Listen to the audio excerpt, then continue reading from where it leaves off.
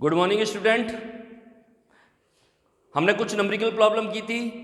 आज हम एक और क्वेश्चन कर रहे हैं। एग्जाम्पल नंबर 11.6 क्या कहता है क्वेश्चन? 12 kg की द्रव्यमान की एक वस्तु है जो धरती से निश्चित ऊंचाई पर स्थित है। यानी आपके पास में m दे दिया है 12 kg, ठीक है ना। फिर क्या कह रहा है?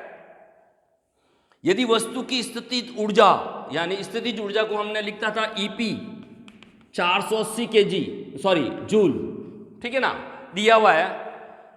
वस्तु को धरती की से अपेक्षित ऊंचाई ज्ञात करनी है, यानी आपको h ज्ञात करनी है, और g का मान दिया हुआ आपके पास में। g का वैल्यू दी हुई है 10 मीटर पर सेकंड स्क्वायर, और आपको क्या निकालना है? h निकालना है, ठीक है ना। तो हमने जब एक फॉर्मूला किया था तो हमारा फॉर्मूला क्या था? फॉर्मूला है हमारे पास में EP = mgh। अब मुझे यहाँ से क्या चाहिए? h चाहिए। h फाइंड करने के लिए क्या करूँ मैं? इसको इसके नीचे लेके आ जाऊँ तो h = EP/mg, सही है। अब इनकी वैल्यू रख दो। EP की वैल्यू है 480 अपॉन में m की वैल्यू दी हुई है 12 और g की वैल्यू क्वेश्चन में कितनी दी हुई है? 10। अगर मान लो आपके क्वेश्चन में g की वैल्यू नहीं है दे तो आप g की वैल्यू 10 ले सकते हैं, ठीक है ना। ये 1 0 से 1 0 कैंसिल आउट हो जाएगा। 12 1 का 12, 12 चौक 48, यानी h की वैल्यू कितनी आ जाएगी? 4, और ऊंचाई किस में होती है? मीटर में। ये आपका 3 नंबर का क्वेश्चन कंप्लीट हो गया।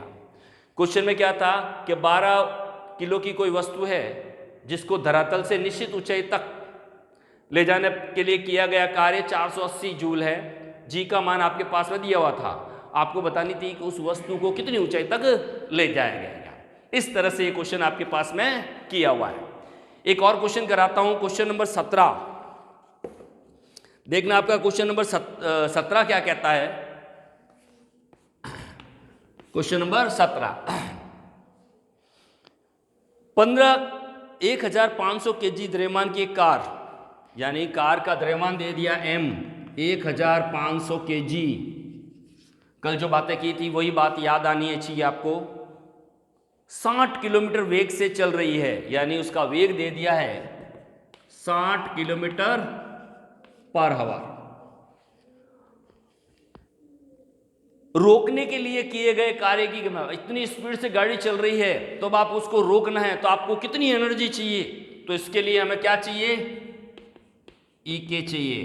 पहली चीज, वेग किस में दिया हुआ है? किलोमीटर पर आवर में। किस में कन्वर्ट करेंगे? मीटर पर सेकंड में। कल क्या बताया था? 5/18 से मल्टीप्लाई कर देंगे, 5/18, तो 60 5/18, ठीक है ना। 6 पंजे 30, 30 का हो गया 300/18 मीटर पर सेकंड। वैल्यू चेंज हो गई।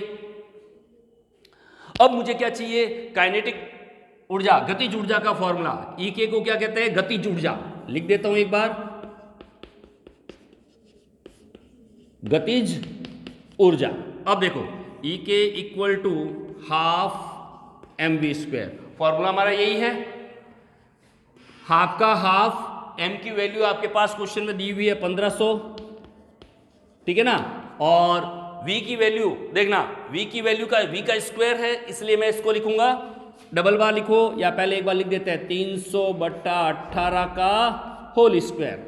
अब मैं इसको चेंज कर दूं वापस, 1/2 1500 300/18 इंटू 300/18, ठीक है ना। ये 2 कट गया, ये आ गया आपके पास में 750। क्या आ जाएगा मेरे पास में?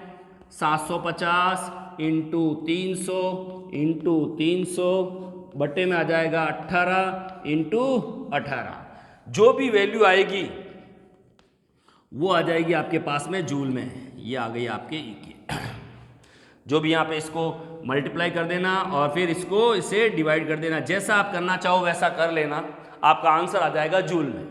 अब जो वैल्यू आपके पास में आ जाएगी उस वैल्यू को आप 1000 से डिवाइड कर दोगे तो आपका आंसर जो आ जाएगा वो आ जाएगा किलो जूल में। अगर मान लो किलो जूल में काउंट करनी हो एनर्जी तो 1000 से डिवाइड कर देना, आपका आंसर जो है वो किलो जूल में आ जाएगा। तो इस तरह से हम इन क्वेश्चन को कंप्लीट करेंगे और आपको नोटबुक में इसी टाइप से करना है जैसा मैंने ब्लैक बोर्ड पे करवाया है। बुक वाला वैसा वैसा नहीं करोगे जैसा बुक में किया हुआ है, आप इसी टाइप से कटिंग करोगे, वैल्यू लिखोगे, आंसर निकालोगे, फॉर्मूला क्वेश्चन लिखने के बाद वैल्यू लिखोगे, क्या फाइंड करना है वो फॉर्मूला चेंज, उसके बाद में इसको कंप्लीट करना है। तो नेक्स्ट क्लास में कुछ न्यूमेरिकल प्रॉब्लम और सॉल्व करेंगे। Thank you.